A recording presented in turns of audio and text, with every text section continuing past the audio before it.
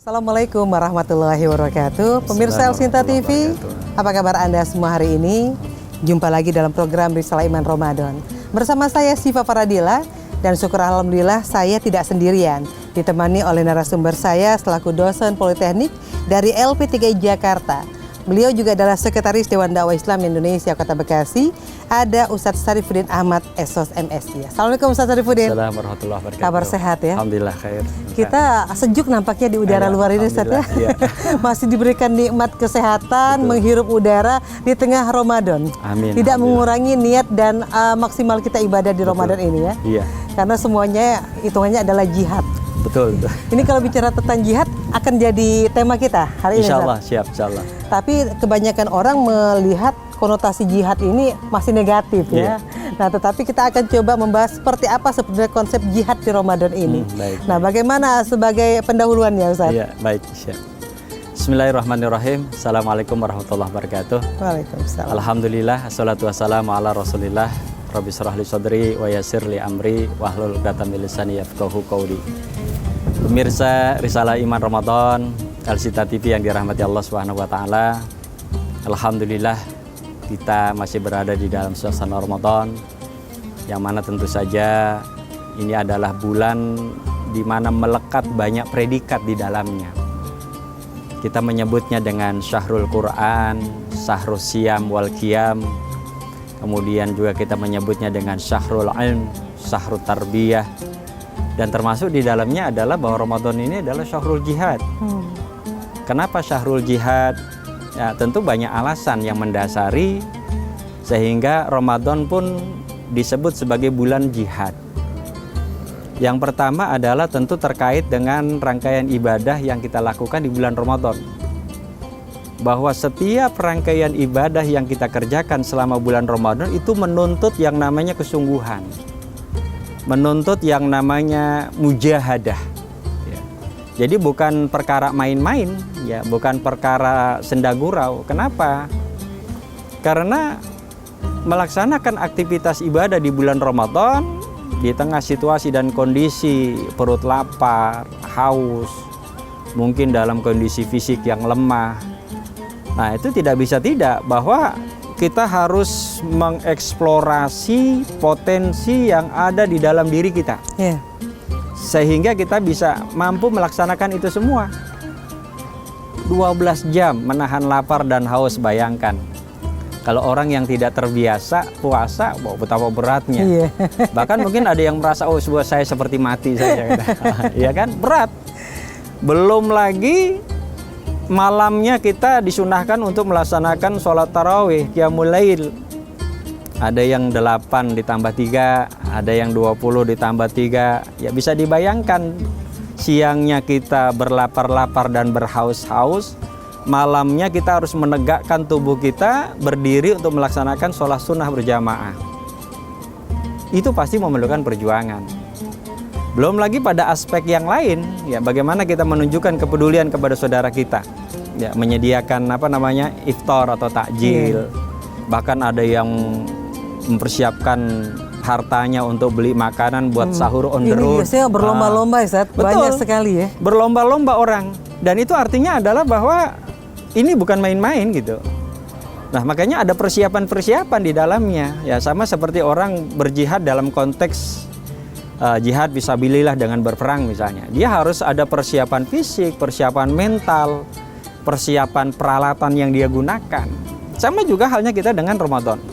Ya, Ramadan itu kan artinya panas terik ya, panas yang membakar gitu. Apa yang kita mau bakar? Tentu adalah dosa-dosa kita. Ilustrasi sederhana saja, kalau kita mau bakar sate itu kan perlu persiapan. Betul. Tusukannya, ya kan, dagingnya, daging kambing kah atau daging ayam atau daging sapi kah? Bumbu-bumbunya, arangnya, tungkunya, segala macam. Untuk bikin bakar sate saja persiapannya sedemikian rupa, apalagi kita mau bakar dosa nih, ya kan? Ramadan ini kita mau bakar dosa kita. Masa untuk membakar dosa kita yang setahun itu mata, telinga, mulut, pikiran, perasaan itu yang tidak luput dari dosa, kenapa kita mesti santai-santai saja? Lihat Imam Malik rahimahullah ketika beliau tanya, wahai Syekh, bagaimana keadaanmu hari ini? Apa kata beliau? Saya dalam keadaan umur berkurang dan dosa bertambah. Itu jawaban beliau. Jadi bukan senang ketika umurnya nambah, justru beliau katakan umur saya kurang, tapi dosa saya nambah. Nah, di momen Ramadan inilah ketika kita sadar bahwa dosa kita bertambah, harus kita bakar. Di sinilah diperlukan jihad, diperlukan kesungguhan. Kenapa? Ini bukan perkara main-main. Ya, untuk urusan dunia saja kita begitu sungguh-sungguh. Kenapa untuk urusan akhirat kita tidak sungguh-sungguh? Walladzina jahadu fina lanahdiyannahum subulana, kata Allah. Jadi orang-orang yang bersungguh-sungguh menempuh jalan Allah, pasti Allah akan berikan jalan, Allah akan berikan kemudahan. Ya. Jadi jangan sampai kita ragu, jangan sampai kita goyah, apalagi di momen Ramadan kita tidak manfaatkan momen ini dengan sebaik-baiknya, maka sungguh kita merugi kalau kita membiarkan berlalu begitu saja detik demi detik, menit demi menit, jam demi jam di bulan Ramadan. Syahrul jihad. Kemudian dalam konteks yang lain, bahwa Ramadan ini adalah syahrul jihad, ya tadi kaitannya dengan aktivitas ibadah ya. Yang kedua adalah dalam kaitannya dengan apa yang sudah Allah berikan kepada kita. Apakah itu ilmu, apakah itu harta, bahkan nyawa kita sekalipun. Manakala Allah memintanya, ya, manakala Allah membutuhkan kita, maka sudah semestinya bagi hamba Allah yang beriman, apa? Labbaika ya Allah, sami'na wa ta'na. Ya. Allah sudah tawarkan kita. Ya ayyuhalladzina amanu hal adullukum ala tijaratin tunzikum min adabin alim. Orang-orang yang beriman, mau nggak? Kamu mau berniaga nggak dengan saya? Iya. Ya. Allah tawarkan itu. Yang mana perniagaan kita dengan Allah itu akan membebaskan kita daripada azab yang pedih. Ya, kita bayangkan bagaimana itu dahsyatnya neraka.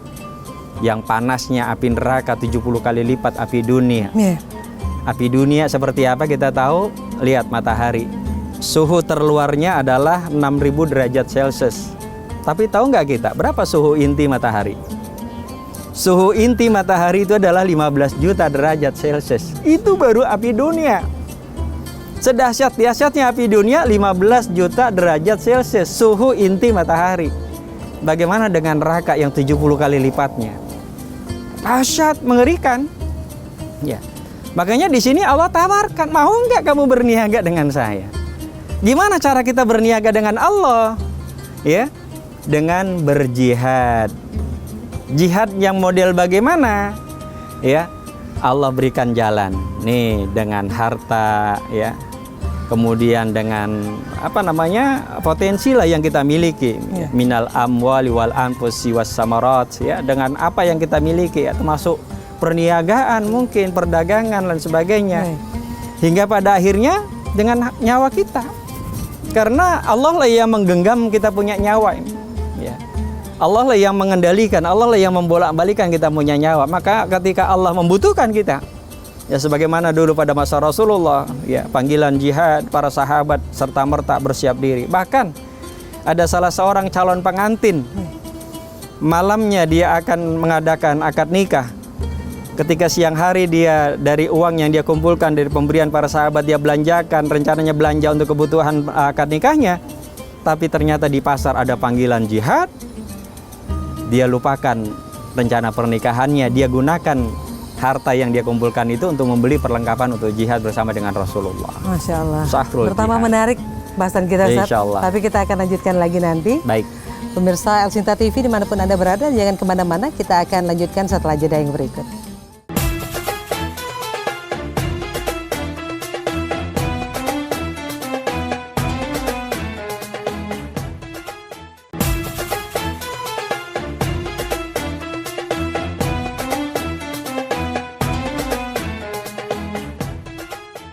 Pemirsa El Sinta TV, kami lanjutkan kembali Risalah Iman Ramadan, masih bersama dengan narasumber Ustadz Syarifuddin Ahmad SOS MSI. Beliau adalah dosen Politeknik LP3I Jakarta, sekaligus Sekretaris Dewan Dakwah Islam Indonesia Kota Bekasi. tema kita masih seputar jihad. Tentu pemirsa Elsita TV juga ingin Ramadannya tidak sia-sia. Betul. Jihadnya juga ingin maksimal. Tadi Insya Allah. banyak cara yang dilakukan.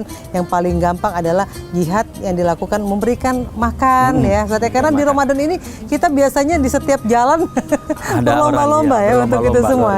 Iya, tetapi dalam konteks Rasulullah atau kenabian di bulan Ramadan ini seperti apa sih sebetulnya, Ustaz? Ada pembelajaran dari jihad yang dilakukan tidak, Ustaz? Iya. Ya, tentu saja konsep jihad pada masa Rasulullah, terutama pada masa awal-awal dakwah Islam, itu tidak bisa kita lepaskan dengan momen Ramadan itu sendiri. Kenapa? Ya ternyata kalau kita baca di dalam sejarah, peristiwa perang pertama kali yang dilakukan oleh Rasulullah dengan kaum muslimin saat itu adalah justru terjadi di bulan Ramadan. Ya, tahun kedua setelah hijrah. Bagaimana mungkin 300 pasukan ya dengan hanya kurang lebih 20 ekor kuda ya dan belasan ekor unta berhadapan dengan 1000 orang pasukan terlatih ya dengan ratusan ekor kuda dan ratusan ekor unta. Tapi qadarullah, salah satu di antara faktor yang memberikan semangat Rasulullah dan kaum muslimin saat itu adalah ya semangat Ramadan itu sendiri. Ya, semangat berjihad ya, sekalipun dalam suasana Ramadan, suasana yang panas terik ya, termasuk suasana dalam kondisi yang perut lapar misalnya ya, dalam keadaan haus. Tapi subhanallah, kondisi seperti ini tidak melemahkan sahabat. Justru semangat yang luar biasa, hingga pada akhirnya apa yang terjadi?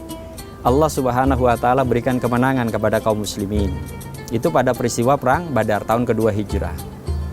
Kemudian ada lagi satu peristiwa besar yang luar biasa yang dicatat di dalam sejarah, dan ini juga kita tidak boleh lupakan karena momennya juga terjadi di bulan Ramadan. Yaitu peristiwa pertempuran yang disebut dengan Ain Jalut. Yaitu terjadi pada tanggal 3 September 1268. Di mana saat itu tentara Mongol menguasai seluruh wilayah Asia. Bahkan yang namanya kekhalifahan kaum muslimin saat itu yang berpusat di Baghdad hancur luluh lantak. Baghdad banjir darah. Perpustakaan masjid dibakar, disamaratakan. Berapa juta kaum muslimin saat itu dibantai oleh tentara Tartar, tentara Mongol. Ya. Nah, ketika tentara Mongol ini memberikan ultimatum kepada kesultanan yang masih tersisa, yaitu Kesultanan Mamluk di Mesir yang dipimpin oleh Saifuddin Al-Qutuz, diberikan dua opsi. Kamu letakkan senjata, menyerah dan menjadi bagian dari kami, atau kami hancurkan. Berpecah belah pendapat kaum muslimin saat itu. Ya, ada yang bimbang, ada yang merasa bahwa udah kita letakkan senjata saja, toh percuma juga kita melawan. Tapi Saifuddin Al-Qutuz dengan semangat yang luar biasa, ya, berangkatlah mereka dari Mesir menuju Ain Jalut, posisinya dekat dengan Gaza, Hebron, ya, Palestina. Tanggal 25 Ramadan tahun kurang lebih 628 Hijriah saat itu terjadi. Ya. Luar biasa, kaum muslimin yang tetap kokoh mempertahankan akidah, mempertahankan keimanan, mempertahankan eksistensi kaum muslimin, hingga akhirnya Allah Subhanahu wa taala menangkan mereka pada pertempuran Ain Jalut. Yang saat itu tentara Tartar dipimpin oleh Hulagu Khan, ya, cucu daripada Genghis Khan. Disinilah menunjukkan kepada kita bahwa jumlah yang kecil, jumlah minoritas, bahkan sudah hancur luluh lantak, tapi dengan semangat jihad, apalagi di bulan Ramadan, subhanallah, ini menjadi energi yang luar biasa. Inilah yang memberikan kekuatan kepada kaum muslimin. Hingga pada akhirnya, ya, apa yang dikhawatirkan oleh Saifuddin Al-Qutuz saat itu, ya Allah, jika sekiranya kami kaum muslimin kalah, aku khawatir ya Allah, tidak ada lagi orang yang menyembahmu di muka bumi ini. Tapi Allah Subhanahu wa taala menjaga risalah ini. Allah menjaga agama ini. Ya, sampai akhirnya pun Islam sampai kepada kita. Ya. Dan Indonesia kita tahu ya bagaimana ketika masa perjuangan melawan penjajahan Eropa, ya, kita dijajah oleh tidak kurang 6 negara bangsa Eropa, luar biasa. Mungkin satu-satunya negara yang paling banyak dijajah. Ya. Tapi lagi-lagi dengan semangat Ramadan, inilah yang pada akhirnya membuat Indonesia bangkit. Ya, bahkan 17 Agustus tahun 1945 ini yang sering kita lupa. Itu terjadi pada tanggal 9 Ramadan 1364 Hijriah. Jadi sangat ironis kalau orang Islam, kalangan santri, ya, mereka lupa kapan Indonesia merdeka. Yang diingat hanya tanggal 17 Agustus tahun 45 saja. 9 Ramadan 1364-nya lupa, blank kita. Ya, padahal perjuangan bangsa ini ya tidak bisa dipisahkan dari semangat Ramadan. Ya, semangat jihad ya yang digelorakan pada bulan Ramadan, dan Allah berikan kemenangan kepada kaum muslimin dan mempertahankan kemerdekaan yang sudah kita raih itu. Sekalipun tentara sekutu datang ke Indonesia untuk kembali mau merebut, ya, mereka tidak rela kita merdeka. Lagi-lagi 22 Oktober 1945, semangat resolusi jihad dari Hadratus Syekh Haji Hasyim Asy'ari inilah yang memberikan semangat lagi-lagi perlawanan terhadap bangsa penjajah. Dan hingga hari ini kita anak cucunya bisa menikmati kemerdekaan Republik Indonesia seperti saat sekarang. Nanti kita lanjut kembali, Ustaz. Baik, siap. Pemirsa Al-Sinta TV, jangan kemana-mana. Kami akan lanjutkan kembali program Risalah Iman Ramadan ini, tetapi kita akan jeda sesaat. Ya.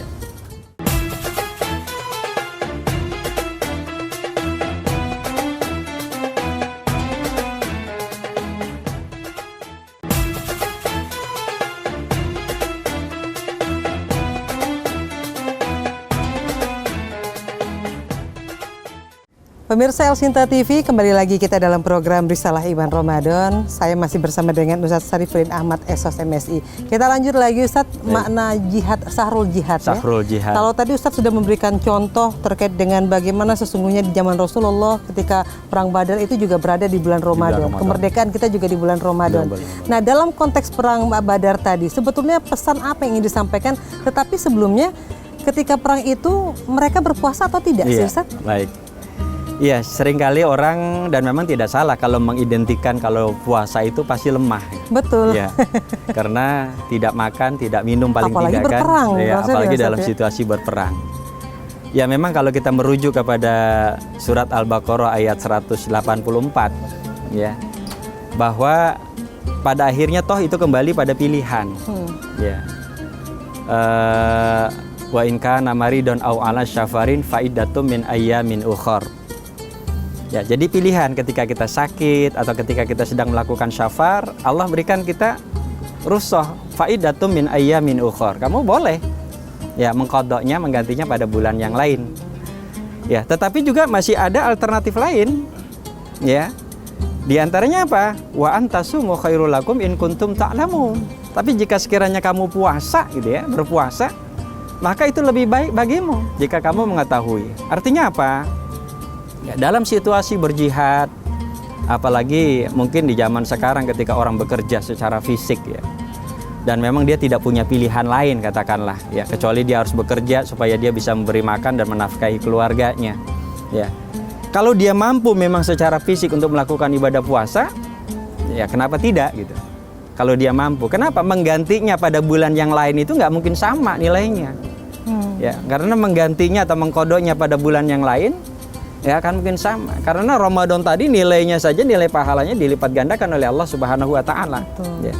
Tetapi kalau memang sekiranya kita tidak punya alternatif lain, ya tidak punya pilihan, ya. Dan apa namanya? Yang memungkinkan saat itu adalah kita membatalkan puasa kita. Ya, misalnya karena alasan safar tadi, misalnya melakukan perjalanan, ya. Ada sebagian ulama yang mengatakan bahwa ya sudah, tidak apa-apa batalkan puasamu, itu adalah sedekah Allah untukmu. Ya. Masa sih kamu menolak sedekah dari Allah ya, manakala diberikan rukhsah, diberikan keringanan. Itu contoh real kasus di dalam masyarakat ya. Jadi pada intinya bahwa sekali lagi bahwa dalam situasi dan kondisi orang berpuasa, lemah fisik, lemah apa namanya? Apa istilahnya ya, badannya ya. Haus, lapar, segala macam. Maka dia diperhadapkan pada pilihan tadi ya. Tidak mungkin misalnya karena sakit orang mengeneralisir jenis sakit misalnya.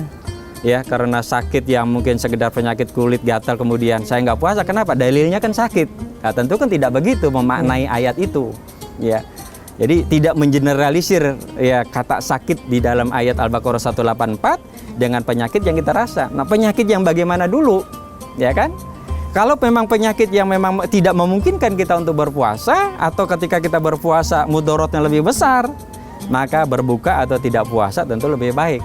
Ya, jadi kita tidak bisa mengeneralisir bahwa semua jenis penyakit pokoknya boleh. Ya, sekalipun itu cuma jenis penyakit yang ringan. Ya, kenapa? Dalilnya begitu. Gitu ya, ini jangan sampai kita mencari legalitas yang salah kaprah. Nah, tentu saja tidak kita inginkan. Ya, jadi bukan jihad lagi namanya. Ya, bukan jihad lagi kalau begitu. Intinya dituntut mujahadah kita. Ya, semakin berat ujian yang Allah timpakan kepada kita, ya, apalagi di tengah situasi lapar dan haus, ya, karena kita ingin menggapai ridha Allah, kita ingin menggapai apa yang Allah janjikan, ya, maka disitulah dituntut yang namanya kesungguhan, mujahadah, jihad. Ya, jihad inilah kesungguhan, orang yang bersungguh-sungguh meraih apa yang dijanjikan oleh Allah Subhanahu wa taala. Orang yang sungguh-sungguh ingin menggapai ridhonya Allah Subhanahu wa taala. Sehingga dia mungkin tidak peduli lagi dengan situasi dan kondisi dirinya. Ya, kondisi lapar, kondisi haus, kondisi lemah. Tapi ketika bahwa disitulah peluang dia untuk mendapatkan pahala yang besar, ya, dituntut yang namanya mujahadah. Walladzina jahadu fina lanahdiyanahum subulana. Jadi semakin orang dia bermujahadah, bersungguh-sungguh, maka pasti Allah Subhanahu wa taala akan berikan jalan keluar. Ya, man jada wajada. Ya, siapa yang bersungguh-sungguh pasti akan diberikan jalan keluar oleh Allah Subhanahu wa taala. Iya. Ustadz, bagaimana dalam konteks mereka yang bekerja dengan pekerjaan berat? Misalnya mereka pekerja bangunan, lalu juga pekerja di bidang ini masuk dalam sarul jihad. Di satu sisi mereka harus memenuhi kebutuhan keluarga mereka, tapi di sisi lain mereka dihadapkan dengan Ramadan ini. Iya, betul. Nah, ini kembali kepada skala prioritas dalam ibadah. Ya, skala prioritas dalam ibadah itu artinya bahwa kalau memang seseorang dia tidak punya alternatif pekerjaan lain, ya, untuk menafkahi keluarganya, apalagi selama di bulan Ramadan, kecuali dia harus bekerja dengan fisiknya, ya, bekerja dengan tenaganya dari pagi sampai sore, dan itu merasa berat kalau sekiranya dia tidak harus berpuasa, ya, dia harus luruskan niatnya, ya, harus luruskan niatnya. Jangan sampai dia melakukan itu kemudian mengesampingkan, ya, keistimewaan daripada bulan Ramadan. Ya. Kalau sekiranya di dalam hatinya, di dalam pikirannya dia menganggap bahwa toh Ramadan juga apa bedanya dengan bulan-bulan yang lain. Nah, di sini dia sudah tidak lagi berjihad namanya, sudah tidak lagi bersungguh-sungguh. Kenapa? Karena Ramadan berbeda, Ramadan istimewa kok. Ya, Ramadan itu istimewa. Ya. Sebagaimana yang Allah jelaskan dalam Al-Quran, salah satu keistimewaannya apa? Syahrul Ramadan unzila fihil Quran. Ramadan menjadi istimewa karena di dalamnya diturunkan Al-Quran. Ramadan istimewa kenapa? Karena ada satu hari di dalam Ramadan yang nilainya 84 bulan. Ya, nilainya 84 bulan. 84 tahun. 1000 bulan sama dengan 84 tahun. Kan luar biasa. Ya, berarti berbeda dong Ramadan dengan bulan-bulan yang lain. Kenapa? Karena ada keistimewaan-keistimewaan tadi. Nah, semestinya bagi mereka yang di luar Ramadan bekerja keras, ya, kerja harus dengan tenaga, alangkah baiknya kalau free fair. Di luar Ramadan dia bekerja, kumpulkan uang, kumpulkan harta untuk bulan Ramadan. Di bulan Ramadan dia bisa fokus untuk beribadah. Ya, idealnya begitu.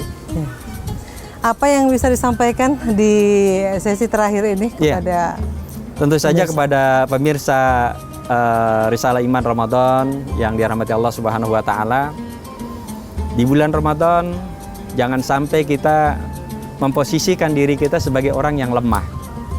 Ya, memposisikan diri kita sebagai orang yang malas, ya, generasi rebahan orang bilang. Ya, maunya bawaannya rebah. Disinilah tantangannya. Ya, kita harus melawan rasa malas itu, ya. Kita harus menggerakkan badan kita untuk bangun dari tempat tidur. Ya, bahkan Rasulullah itu 10 hari terakhir beliau kencangkan ikat pinggangnya. Ya, beliau ikat kainnya itu supaya apa? Supaya beliau kalau ketika tertidur segera bangun, segera melek. Ya, kenapa? Karena begitu inginnya meraih keutamaan terutama pada 10 malam terakhir di bulan Ramadan.